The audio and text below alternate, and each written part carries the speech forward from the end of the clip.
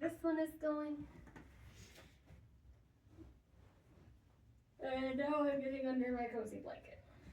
Oh, you get a cozy blanket? I can bring you a cozy blanket. Do you want a cozy blanket?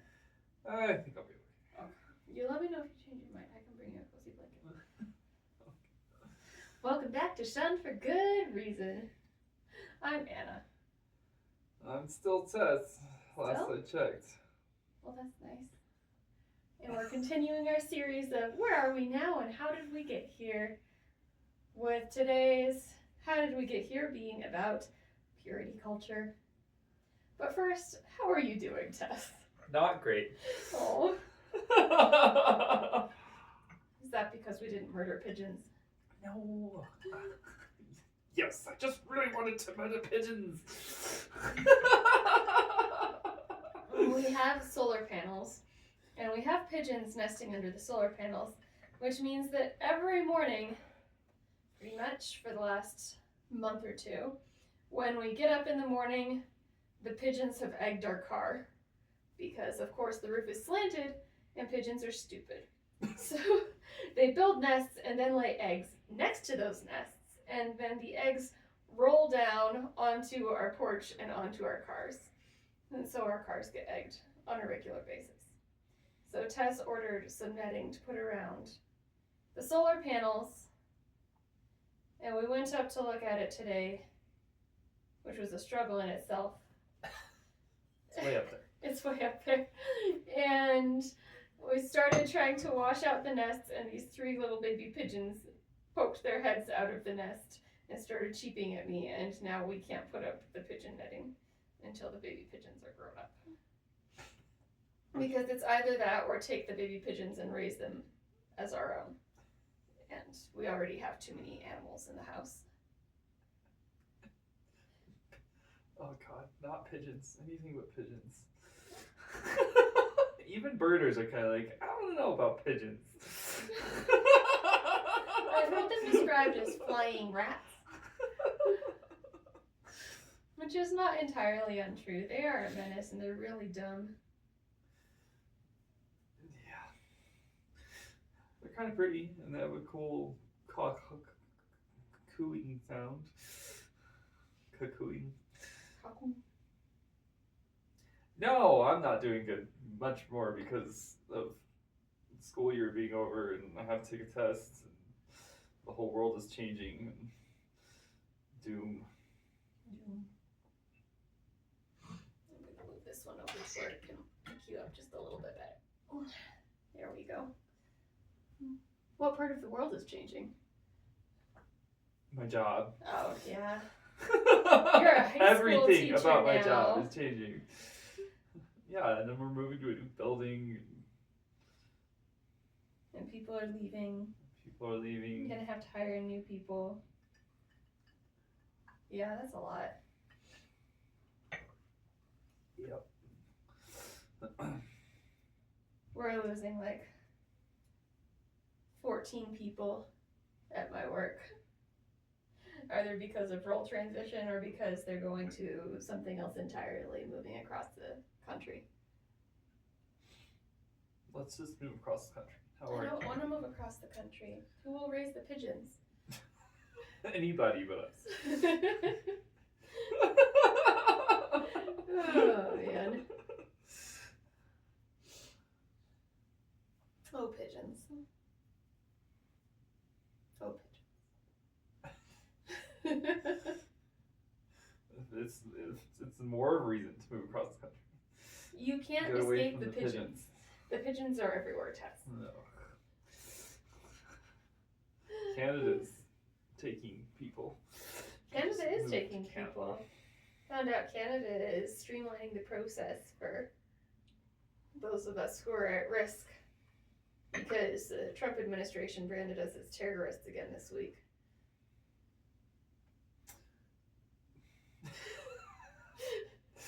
I feel like it wasn't really news. It wasn't.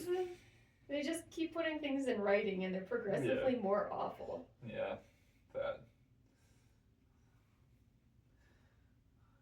But you still have to take a stupid test. And I still have to do internships, and we still have to figure out what to do with the pigeons. And just do all the normal life things. Yeah.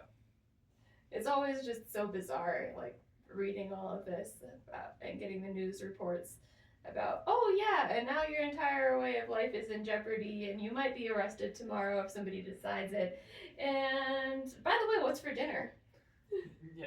Then you just have to go back and try to parent and actually cook food and get a decent night's sleep and not let the world fall apart around you. It's harder than it sounds. Yeah, it's a bizarre place to live in, honestly. Yep. No, it feels like gaslighting myself. I don't know what else to do, so Yeah. I keep gaslighting myself.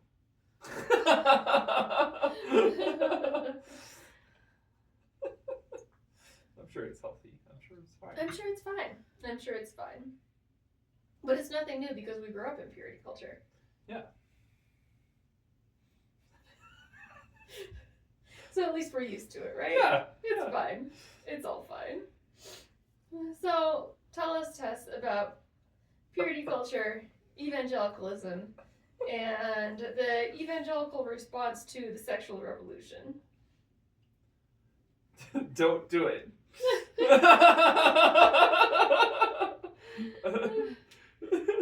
that was the evangelical response, right? That was actually the evangelical response. Teaching chastity, Don't because do God sex. will hate you if you do sex. Yeah. But then you have to do it when you get married. Right. Yeah. Yeah, I mean, it was just like, I don't know. That sex was evil. Maybe that's what they decided at some point. And so they were really mad about all of the things happening in the 70s. Well, and then by the time we rolled around, they built an entire cultural framework around around purity culture and how it interacts with gender roles and sexual identity and Yep. music and who you're allowed to talk to and hang out with and what you're allowed to do with them and when and under what circumstances. Yeah. Yeah. And personal worth was tied in there a lot too.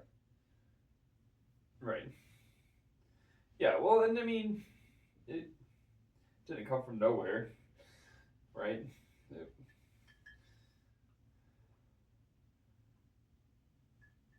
The ideas of purity and, following the Bible. And, I mean, I guess in my mind it probably kind of goes back to like monks and nunneries and stuff like that, right? Like this idea that if you're dedicating your life to God, you're more holy. Sorry, I said that incorrectly. That is true. But if you're dedicating your life to God, you are not having sex and therefore are more holy.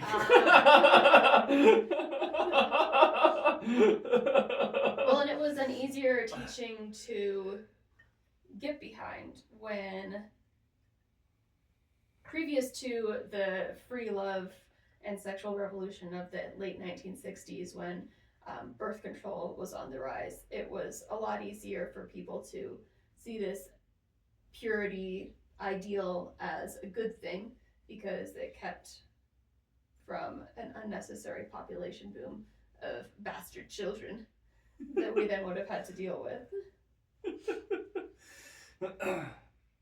Yeah, I mean, I guess on that front, it was kind of, that whole religion acting as social constraints. I don't know. I'm pulling things out of my ass at the moment. But I can see it, is what I'm trying to say. Like, you can see how there was this thought process.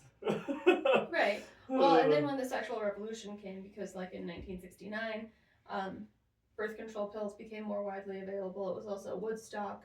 The free love movement was right in there. We were just finally getting more rights for women, and the feminist movement had gained quite a bit of traction at that point. And then Roe v. Wade happened in 1973.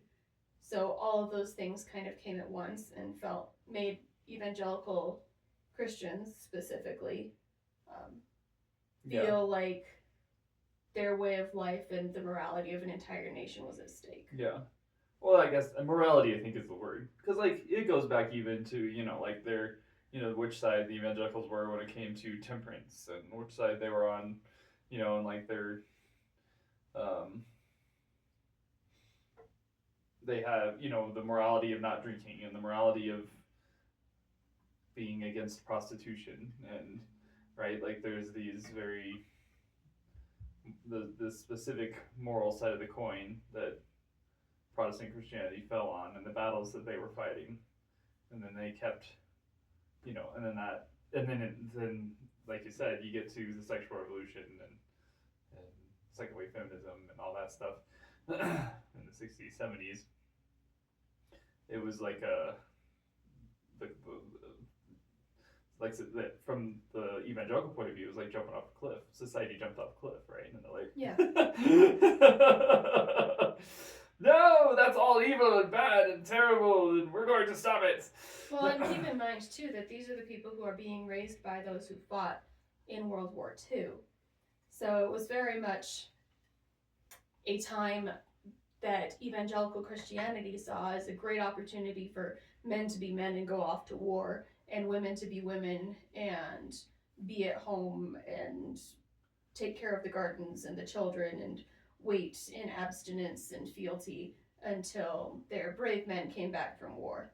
And never mind that ignores the entire production chain in America at that point was primarily female-centric. Yeah. So they ignored that as well, and that backlash when the men came back from war meant that the 50s and 60s were entirely traditional value-based in the minds of evangelical Christians in America. Yeah. Yeah, I mean, and again, it's like this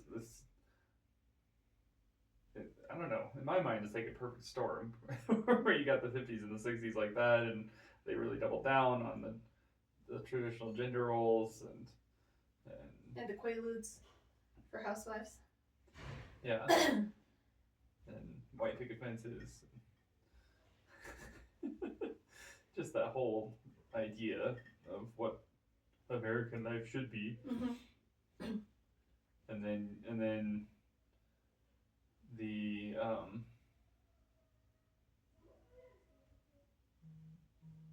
all of the bubbling counter culture movements that came to the surface in the 70s really pushed back on all of that. Yep. Well, and Focus on the Family was part of that backlash too. They were founded in 1977. 77? Really? Yeah. I know, it seems founded, crazy, like, right? in the mid-80s. No, 1977 is when it first started.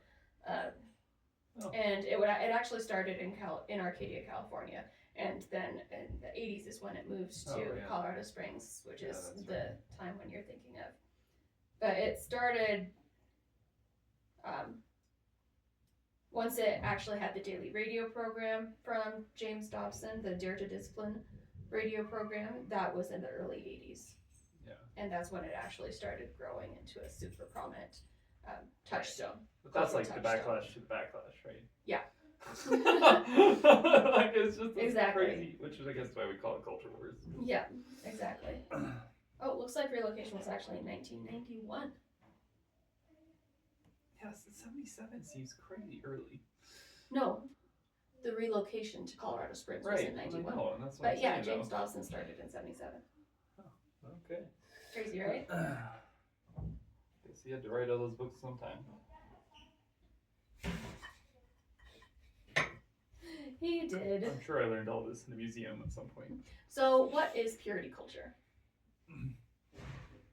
Doesn't it sound nice? It It's does. just pure and happy, halos and stuff.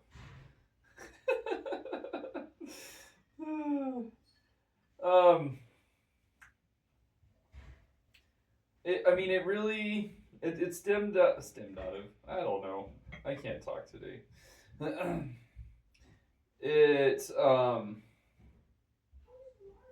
Where is that? it really came down to those some very specific things, like a man and a woman marry. Sexual activity belongs only within that marriage, and gender roles are distinct and complementary. Like those were like the pillars of it, right? It looked there's a lot of other things that come out of that, right? But those were the kind of the very central ideas that I mean I would argue are central to evangelical theology in many ways.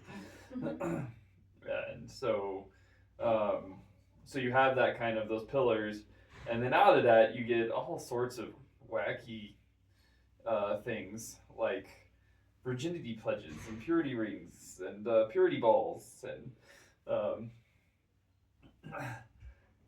and so when you say sex is confined to marriage, and then you're not getting married until your 20s. I'll go with 20s. You're being generous, but yeah.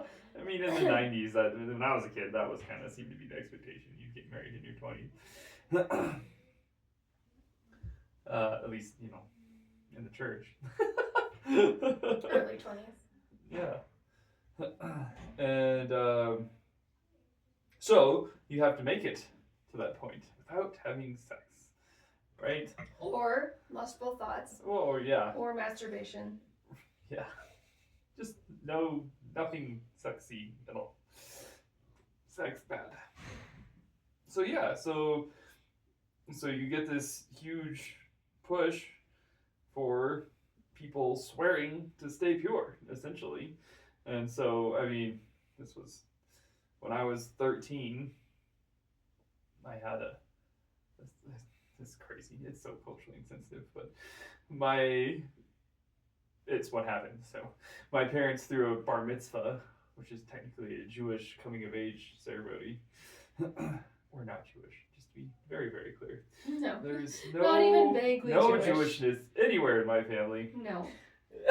But they did not view it as cultural appropriation. One, because they didn't believe cultural appropriation was a thing. Yeah. But also because they believed that in some evangelical circles, they essentially believe that Jews aren't a thing anymore because Judaism was fulfilled when Jesus came. Yeah. So it should not really. Basically, if you're a Christian, you're a Jew. Yeah. We. In evangelicalism. Yeah. Or in some strains of right. evangelicalism. Yeah, not widespread. That's a whole complicated thing. But yes, it is. Yeah. But yeah, well, I mean, because they have this high respect for the Bible, and who are the main characters of the Bible? Well, the Jews, right? And so it was. So we're just gonna do everything they did. Was kind of, I think, how my parents thought about it. So sort of, except for slaughter goats mitzvah. And stuff. They never went that far. I don't know. I should have been like, Dad, I want you to slaughter a goat at my bar mitzvah. You would have. You would have been so bad at it, too. It would have been terrible. Yeah. Anyway, part of my bar mitzvah was, well, there were actually two parts of my bar mitzvah that were very tied to purity culture. One was a pledge that was like, it was on a piece of paper. It was long. There were like multiple points, none of which I remember at this point in my life. But it was about serving God and remaining pure and faithful and staying pure for my future wife, and because it was assumed I would have a future wife, obviously. Mm-hmm. And yeah, it was long. It was a whole thing, and it was read at the ceremony, and then I signed it, and I don't remember if anybody else signed it. My dad might have signed it. I don't remember. Anyway, it was a whole thing, and it was framed and on my wall in my bedroom after the ceremony. It was this whole big thing. And then also my parents got this gold ring on a chain, with a gold chain. They must have spent a fair amount of money on this, because it was pretty nice. And I mean, spoilers, but I lost it and it got stolen. not too many years after I got it. But anyway. You were never pure again. That's right. I feel like that's a harbinger for things to come. But it like had my name. I want to say inscribed on it. It was kind of fancy. It wasn't really inscribed. It was like part of the ring. I don't know. Anyway, but it was supposed to symbolize my being pure, and I was supposed to give it to my future wife as a symbol of having cut myself pure for her, whenever I got around to getting married. Again, I lost Nicastle, and so that was never going to happen. But and I still hold it against you to this day. Yeah.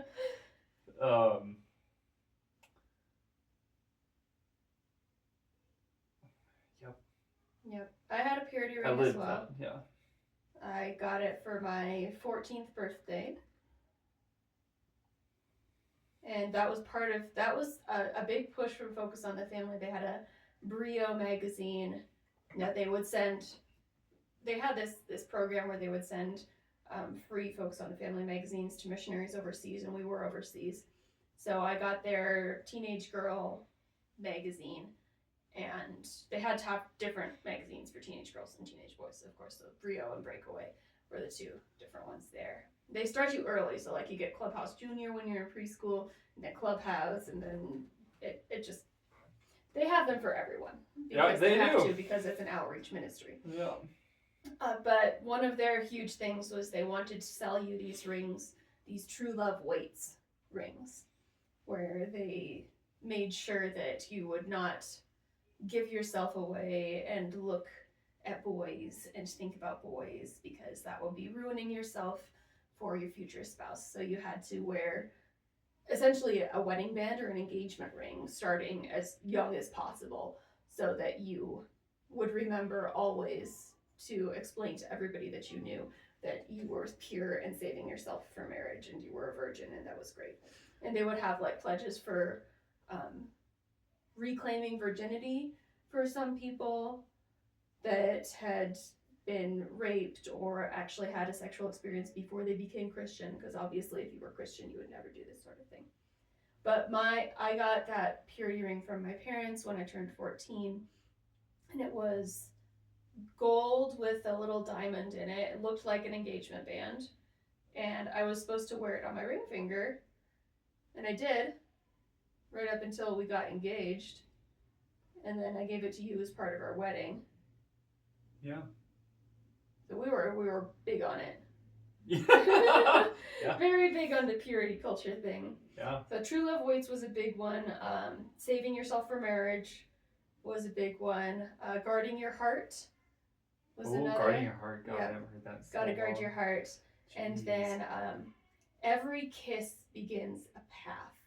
And if you cannot walk down that path, you should not even start with a kiss. I've never heard that one. Oh, yeah. Nah.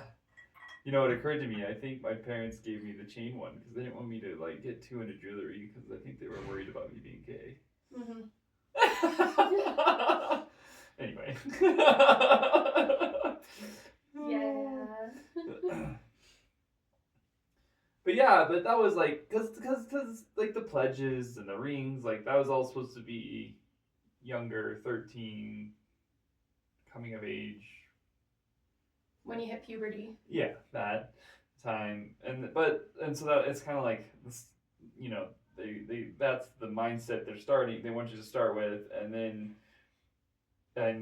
all those things you're talking about, like make sure you guard your heart and don't kiss anybody. don't even look at them.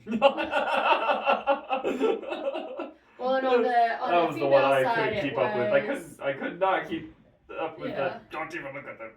on the female side, they assume that girls don't care about physical attraction. No, because whatsoever. men are visual, Yeah. and women are Emotional. emotional. That's right. Yeah, but the pressure over there was make sure that you're not giving them eye traps. So eye traps are because obviously we dress modestly. Obviously. But eye traps are things when we're already dressing modestly, but something about your outfit draws the eye to where it shouldn't be, even though you're technically covered. So, like a v neck technically draws the eye to cleavage, even if you're wearing it like over a turtleneck, which is something that we did in the early 2000s that I still regret to this day. Not as much as I do. And you have to make sure that your skirts aren't too tight on the butt and that they aren't too flowy, because that creates movement around the butt. Those are eye traps. Wearing lace is an eye trap if you do it wrong. Anything that like draws people's eyes to you at all is an eye trap, and then they'll start thinking about you instead of about God, and then you're leading your brother in astray. Right. Yeah.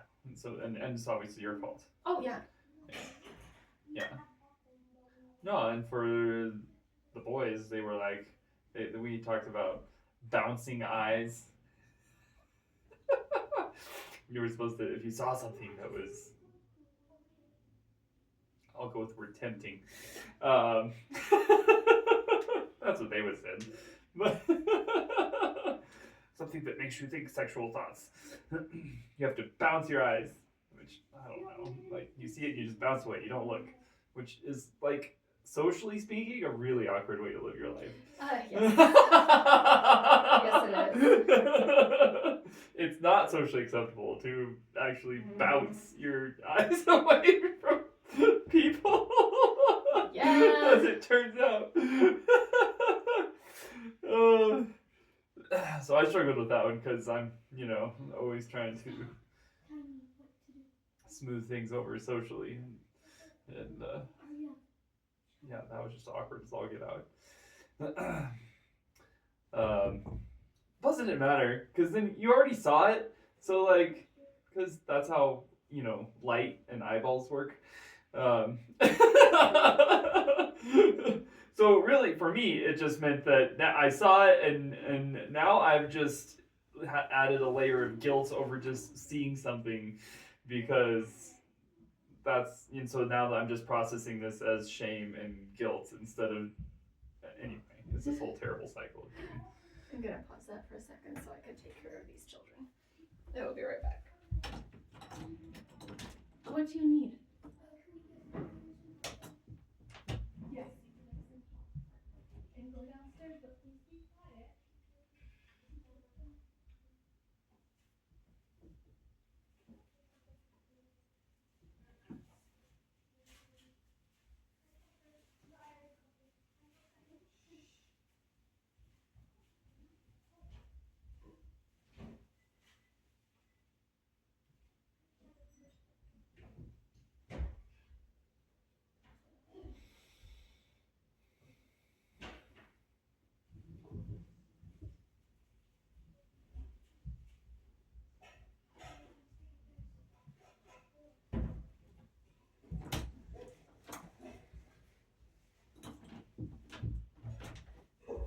We're all set now.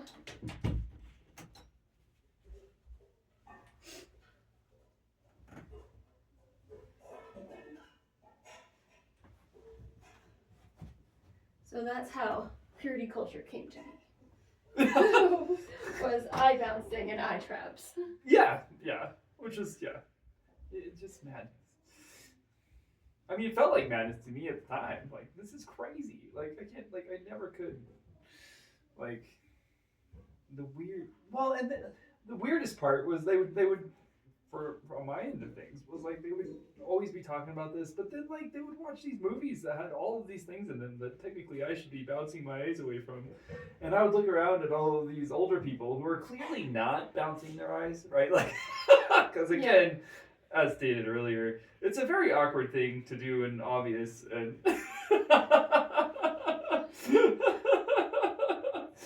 and so I would pay attention, like.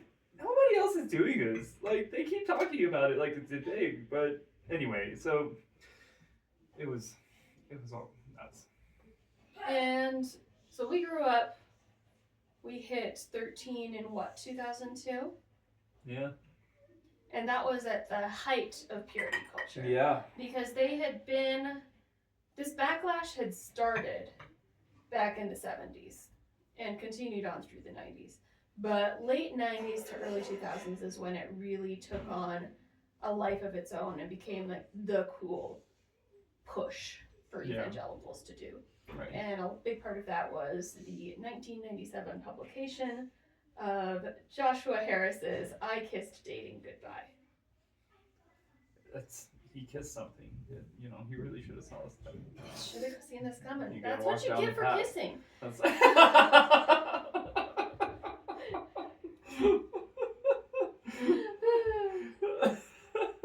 So the push there was a return because dating obviously is leading to premarital sex and evil and selfishness and sexual temptation. And you should never date. You should only court. Right. Oh, jeez. Courting. Yes. Courting is when you don't date. Don't date. Essentially, you try to convince your parents, because this is a book written for teenagers, you try to convince your parents to set you up with somebody in a lot of cases and make sure that they are in charge of your dating life, essentially, and that you're never alone with this person, and that the terms of the dating or courtship It situation. was not dating. It was not dating. Yeah. The terms of the courtship are primarily determined by the parents with the parents. No, it's it's bonkers stuff. Well, because you're only like the goal is to court one person. That's the person you're gonna marry. You're gonna marry them. Yeah. Like there's not supposed to like dating around is like they're trying to get around. They don't want that, right? You're not supposed and you're gonna know who this person is because God's gonna like tell you. Yeah. Right. That's how this magically works.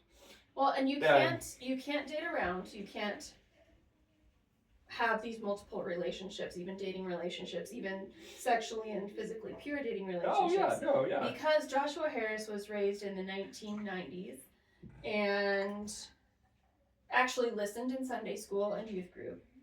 And they told him about how if you give a part of your heart away to somebody, you are less of a pure person and you have less of that heart left to give to your eventual spouse.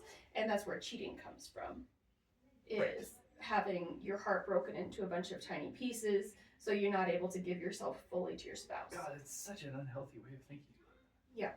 Like that's like just from the therapeutics point of view. Yeah. It's so bad. They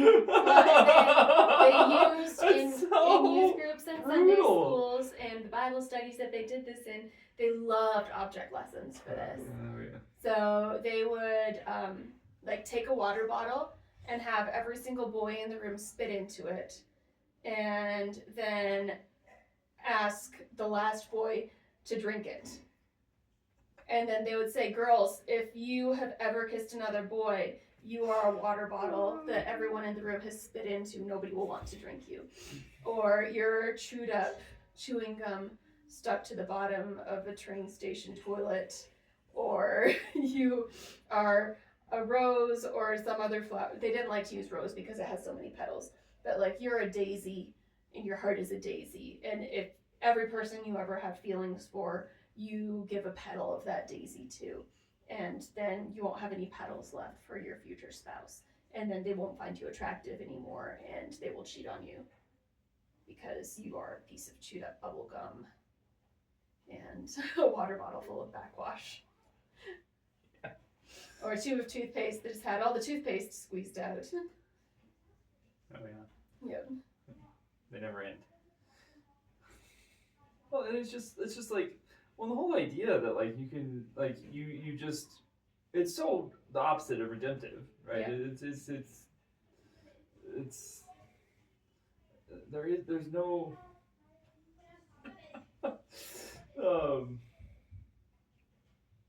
because you're not allowed to have a broken heart. You're not allowed to fail. You're not allowed to. You're not allowed right? to have emotional You're not allowed to, attachments. yeah, you're not allowed to be curious or explore or And you're not allowed to find It's somebody attractive, yeah. or you have committed adultery with them in your heart. Right.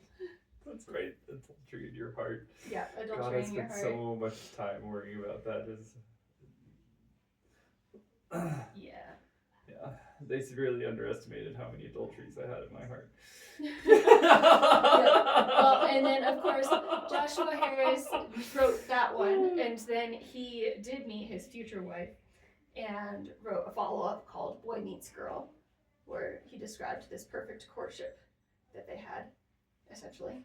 And then did Sex Is Not the Problem, Lust Is, after he felt okay with actually saying the word sex in a book title. And that was it. Those books were essentially gospel to the evangelical movement. Yeah, there's the Bible and there's Joshua Harris. Yep.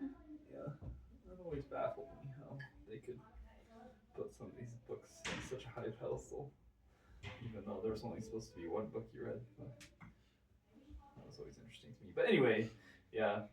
Well, and I mostly I got out of dealing with it by just like not dating people.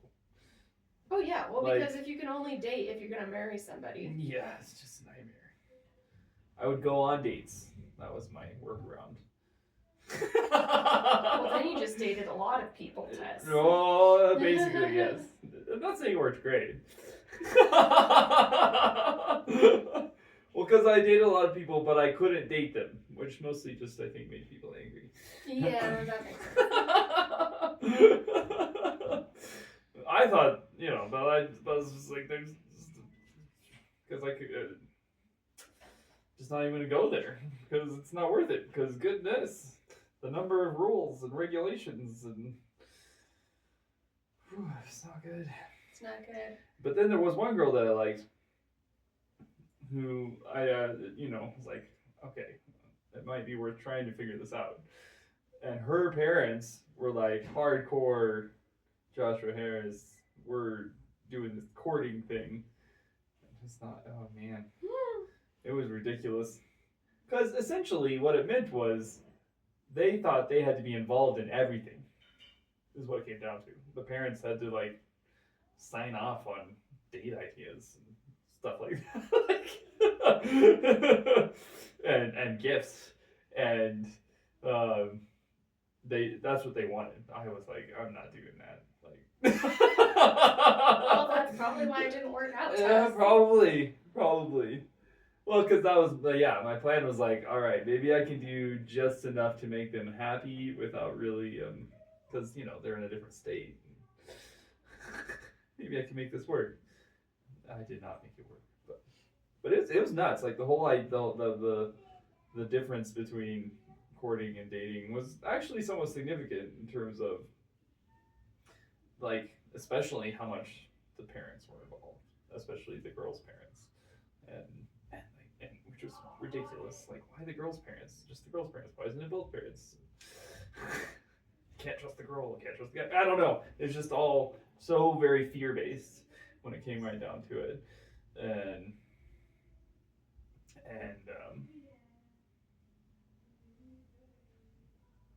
Well, there were books about that too, like children's books. So the children's books, there were a few of them, but generally it went with every little girl is a princess, and a dragon wants to steal her, and her father, the king, must keep her safe, like a pearl. Like, there's so many sexual innuendos you can get from these books. It's crazy. But essentially, your first dating relationship or courtship is with your father, and he is keeping you safe until a knight that he has chosen comes to live in the castle with you. There's a lot of sexual innuendos there, but the purity ball was a big part of that. Yeah. Not everybody had a purity ball. It was like the evangelical version of a cotillion, and the girls would all dress up essentially in wedding dresses. Which I thought was just a really big number. A cotillion is not a really big deal. Oh. Bummer. But- Boy, am I confused with people. Yeah, so you walk down the aisle to your father in a lot of these, and he gives you your purity ring, and then you like have daddy-daughter dances, and you promise him that you're going to be sexually pure until marriage, and then he's in charge of making sure that you are. Because virginity is a secret and a gift to be guarded. Yeah. And you are worthless without it. Yeah, well, and that's kind of like that was the impression I think I got from the whole trying to court thing. It was just like, this idea is far more valuable than either of you. Like that's how it felt to try and do it. It's like you have to fight for this idea, which in my mind, as a 19-year-old, was just like, having been raised with all this stuff, it was just like, this is just what we're gonna do anyways. Like, what do they think is gonna happen? Which, I mean, now I kind of know a little bit more about what they think what they thought was going to happen. Teen pregnancy is what they thought was going to happen. Yeah. Never mind that at this point you were 20 something. Oh, yeah. Well, 18, 19, 20, somewhere in there. Yeah. Yeah.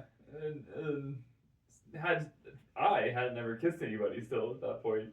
Like, and so it was just like, what, like there was no trust, and there was all fear, and it was just this idea of virginity being lost. Well, and that didn't just include like virginity. That also included sexual thoughts were damaging. Right.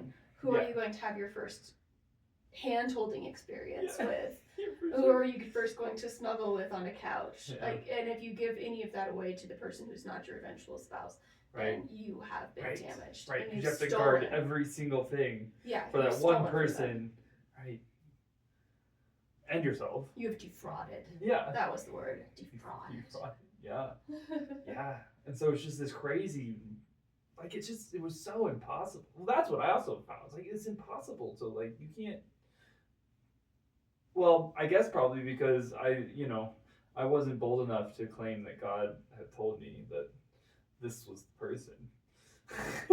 Right? That's the only way I can imagine, like, you would have to actually think that God told you something to be confident enough to pretend like you could walk down that path.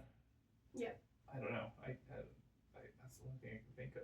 Or just dumb enough to not understand everything that was happening. But Yeah. Well, and there were no loopholes allowed. That includes sexual victimization. That includes sexual assault, rape, anything that was done to you non-consensually. Like if a man touched your butt, you had stolen that butt touch from your future spouse by allowing that man to touch your butt. Like, it was, and that's just like a swat in passing from some pervert on the street. Like anything that somebody else did to you was ultimately your fault and something that you had stolen from your future husband. I can't imagine why anybody felt shamed about it. I know, it's so weird, right? Yeah. I should say husband or wife, because it's not like girls are the only people who ever get sexually abused. That's true. It's just the majority. Yeah. So the idea was you're perfectly pure, and then you get married, and on your wedding night, you are an absolute slut. Right. Never mind these however many years we've trained you to be anxious and bounce your eyes and avoid all temptation and not even think sexual thoughts and be as far away from temptation as you possibly can because sex is the devil. Now all of that goes away and you have eyes only for this person and you know all of the sex. Right. You obviously figured it out really fast. You figured it out and your body obviously has never somaticized any of this anxiety and you'll just have the best and most fulfilling sex life that has ever existed. Right. That was the promise. That's what they said. They literally would say that. Yes. In those words, essentially. I mean, without the sarcastic part. Without the sarcastic part. With the words. But yeah. That's how they like it. This beautiful, wonderful thing, the best thing that's ever happened, and so many of the people who grew up in that with me, when you would talk to them about their honeymoon experience later, they would admit that they could not even try to do anything. Yeah. Like, they kissed and felt such overwhelming guilt and shame that they weren't able to do anything. That's what you've been thinking for your whole life. Yeah. That is bad. And I think I still have trauma from that. I mean, just specifically like that's how it gets so separated from your body. Yeah. Like how you just have to like try and ignore your body and because it lies to you. Yeah. And it thinks lustful things and you need to keep it under control. Yeah. The Paul, I beat my body into submission. Yeah. Sort of. Yeah, exactly. And you essentially end up shaming your body and because your body's doing the opposite of what you want it to do, right? Because you're wanting to be pure and holy and following all these very specific rules that are what God wants and what your family wants and what's expected, and then you want to too, because, or I did, because I want to follow God and I want to be pure and holy and righteous and all of these things that I really wanted to do. Like, it was not, I wasn't faking that, right? Like, I genuinely wanted to be all of those things, and then my body is doing the opposite of that. It's my body saying, no, I want to look at the pretty girl. That's what my body said, right? So what this culture and these things did to you, if you did take them seriously, was a learned religious OCD. Yeah. So you train your body that whenever it does this, you do this. Whenever it has this thought, it gets hurt by snapping a rubber band on your wrist, for example. Bands. Yeah, the rubber bands. Or you bounce your eyes. Yeah. And you can train yourself to do these things automatically, but then training yourself out of them is another thing entirely. Right. Yeah. So obviously, OCD is not something you want to have. It is a disorder, which is why we call it a disorder. And not a fun one either. The other big problem that came about was the girls in this situation, those who were brought up female, were taught, you don't even have to worry about that, because once you get married, and this is a very complementarian thing to say, your husband will take care of that. And the understood thing there was, he knows how to have sex, and he will do what he wants to you, and eventually you'll enjoy it. Yeah. So marital rape was the expected and anticipated outcome of this, and God's will for your life. So it doesn't matter what your body feels, because he'll get what he needs, and he's the man, so he needs it, and you just be there, and eventually, if you're really lucky, you might enjoy it a little. Great plan. Great plan. Yeah.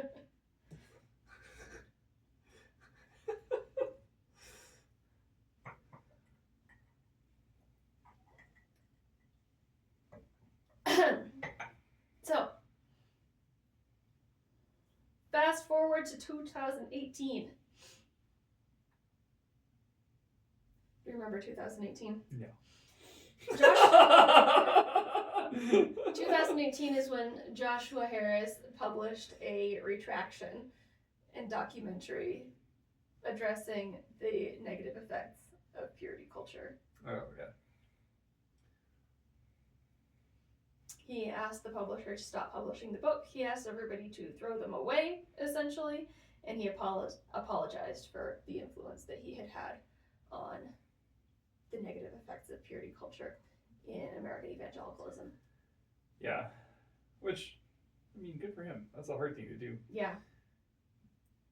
But also, like I was looking this up, and There was, what was it?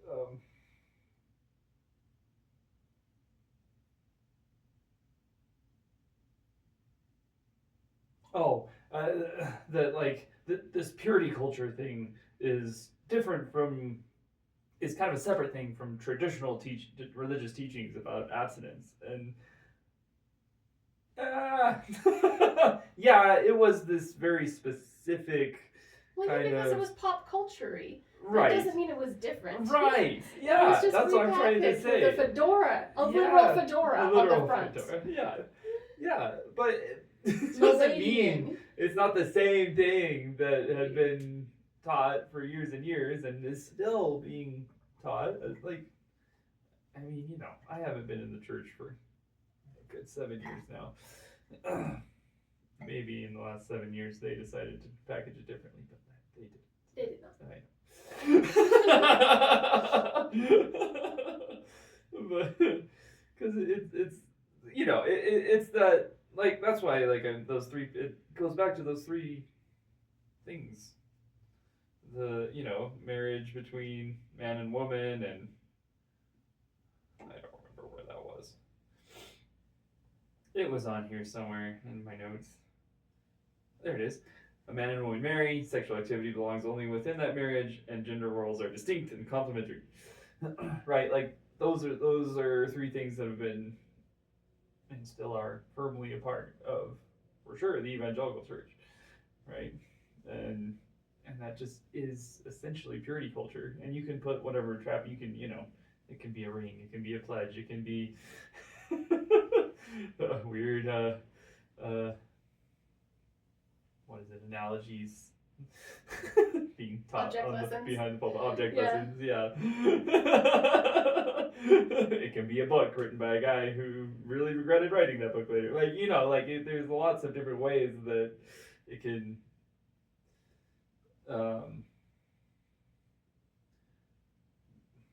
dress itself up, but those central tenets are really the underlying force there. Right. Can we just talk for a second about how unfair this expectation is? So, in a couple of ways.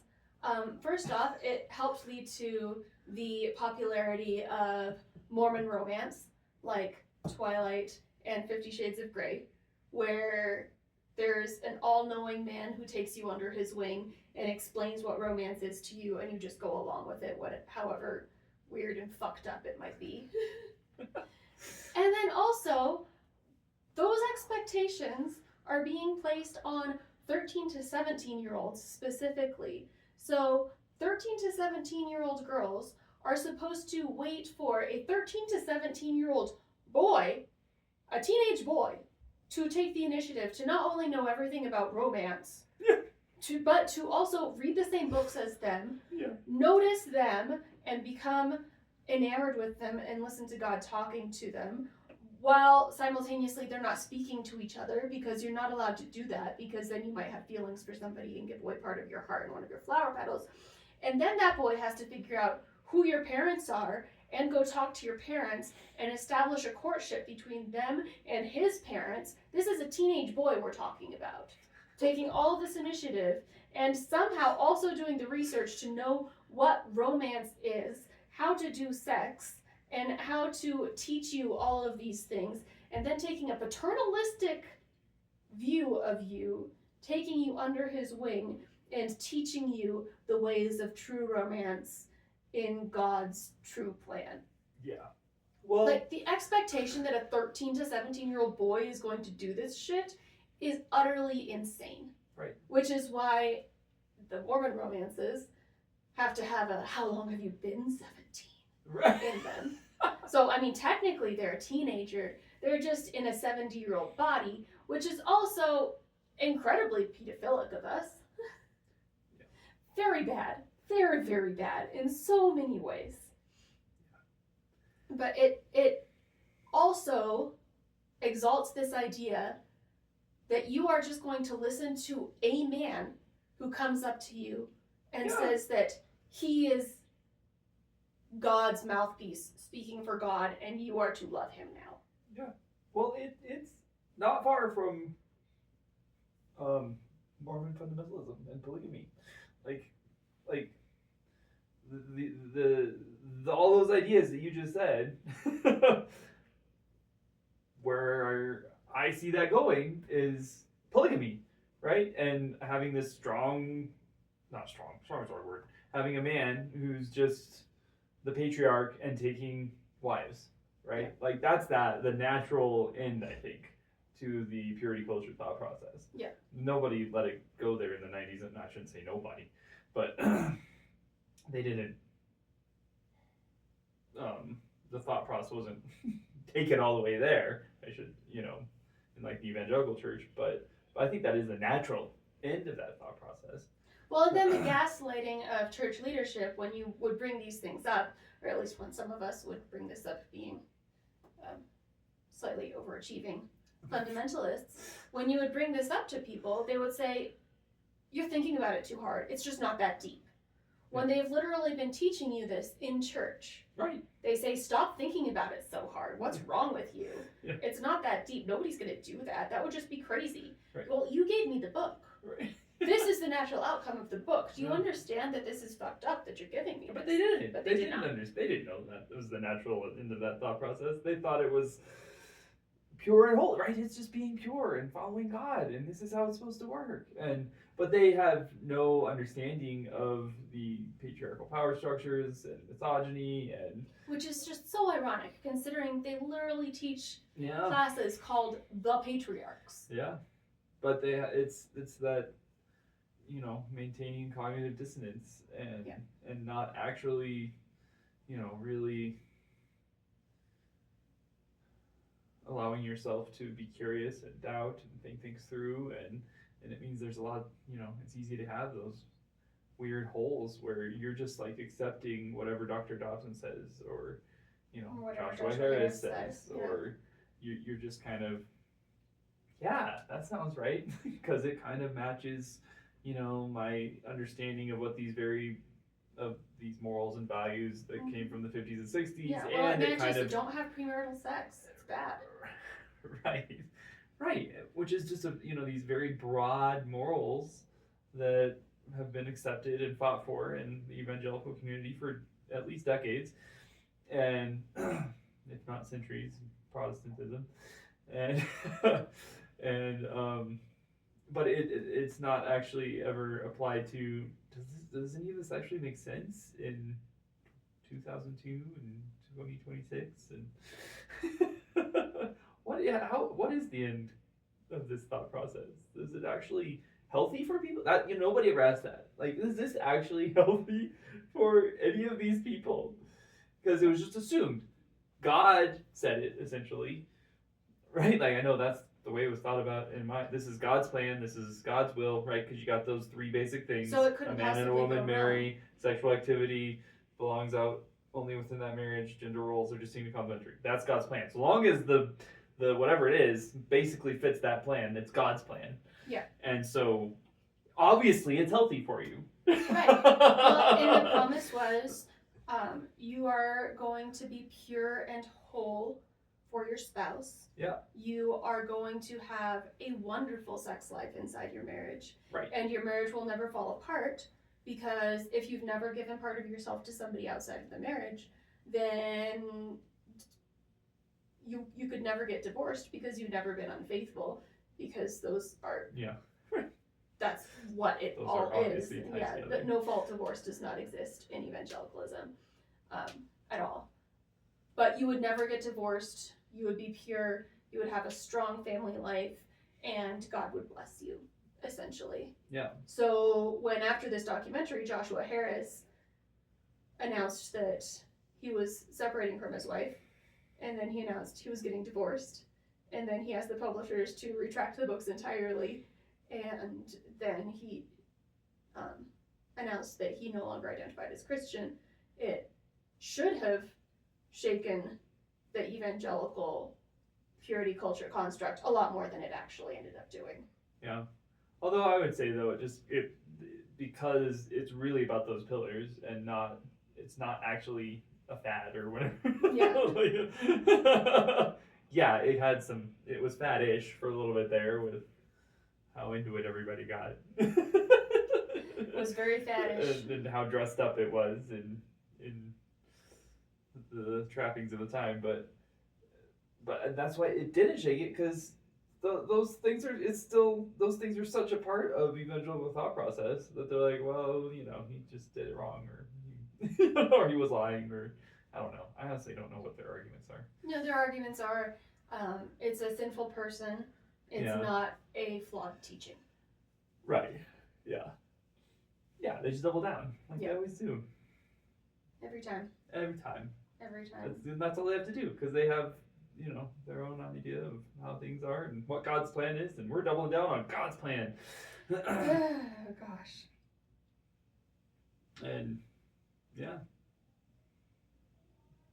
So stepping out of purity culture, obviously, we have managed to do that. What has been helpful for you?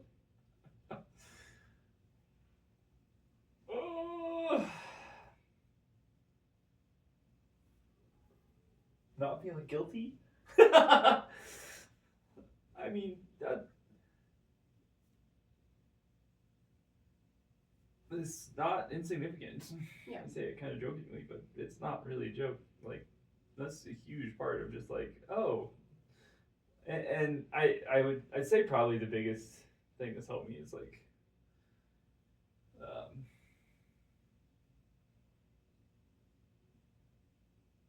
it's okay to have a body, and body positivity, and even just like basic positive self-talk, I think have all been really helpful things for me, pushing away from the purity culture.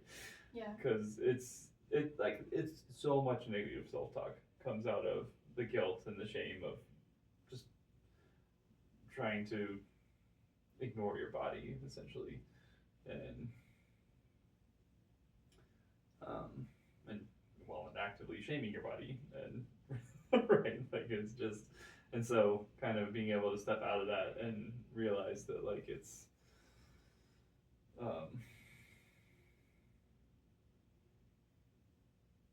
that your body can be a good thing and a safe space, and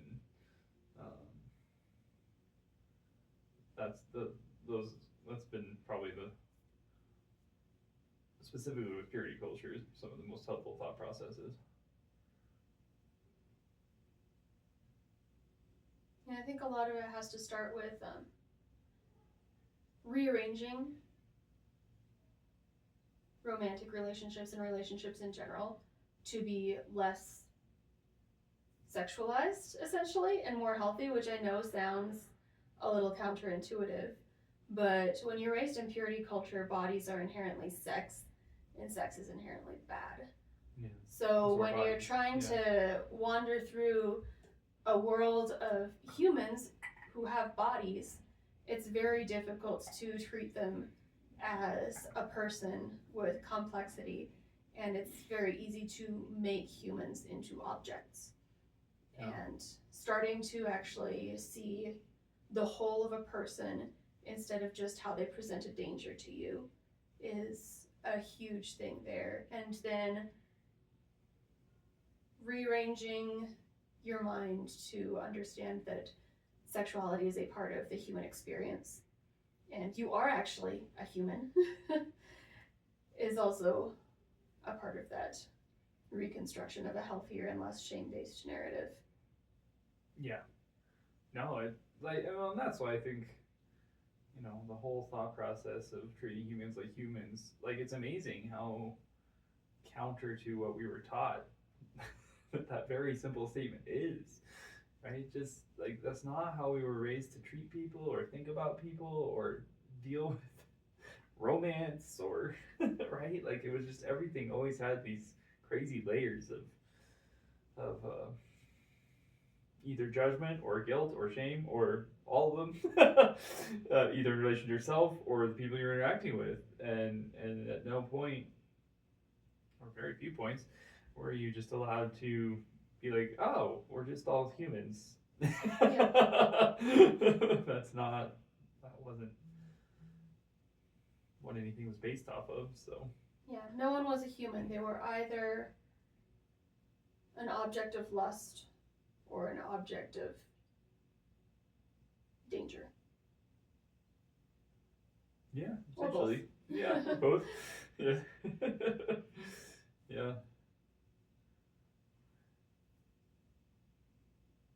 We fixed it. We fixed it. Sweet. Nobody do purity culture. Yeah, just don't do Just it. don't do it. It's really bad. It's It's really bad. really bad. I don't think I can even explain how much purity culture fucked people up. Yeah. No, it's a rough one for sure. Well, and again, it sounds so innocent. It sounds so innocent, but also one of my experiences in that was that I ended up dating a horrible person. For about 2 years, I did a year and a half. It was a long time. It was way too long. Too long. But because I had agreed to go on a date with this person, I was now used goods and damaged goods, and nobody else would ever want me, and I had gone against God's will for my life, so I was stuck. And it didn't matter that this was a legitimate sociopath. That was the person I had first held hands with, and therefore I had to marry them and just deal with whatever the consequences of that hand-holding was. Yeah. It made way too big of a deal of small decisions. Yeah. Like, shoot. And everybody just assumed. It doesn't matter if that person is a jerk or Right. a sadist or a sociopath. Right. If you decided to go on a date with them, Yeah. then that's where you were. That you were stuck. That was your life now. Yeah. And you had to get married as soon as possible. It's bonkers, crazy. Yeah. It's just so sad. Well, Like, yeah, it's and we just- watched again, person it after doesn't give person you- get married just for that reason. Yeah. Well, and it's that same problem of you can't doubt, you can't ask questions, right? It is the way it is, and you just it very much flows out of the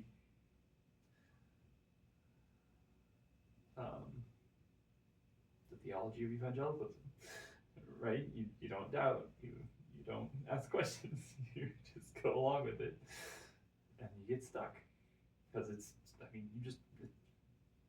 created to make you be stuck. That was the whole thing. It was so sad. So sad.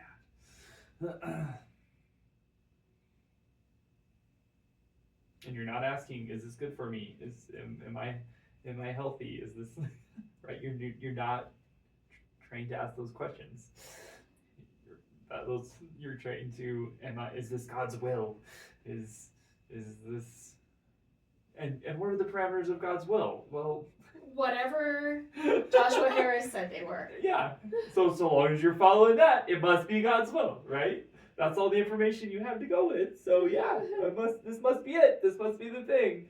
Yeah, I am miserable and living with a sociopath, but I'm following God's will because I only have these weird parameters over here that really have nothing to do with whether I'm healthy or this is a healthy relationship. Or none of that had anything to do with those things, right? That's so wild. That's so wild.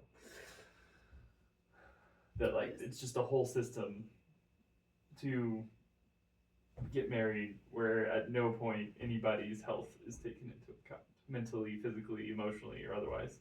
Yep. It's insane. It's insane. Absolutely insane. But that's what you get for denying your body exists. Yeah. And beating it into submission and encouraging religious OCD. Right. Oh. Well. Good times. Good times. Alright. I'm gonna find a fun fact. A fun fact. Yep. To round it out so we don't have to end on everything sucks. Oh, here's a good one. Water might not be wet. Oh no. Most scientists define wetness as a liquid's ability to maintain contact with a solid surface, meaning water itself is not wet, but it can make other objects wet. Oh no. That's like Kent Green's quote. What is it? Water is just really thick air.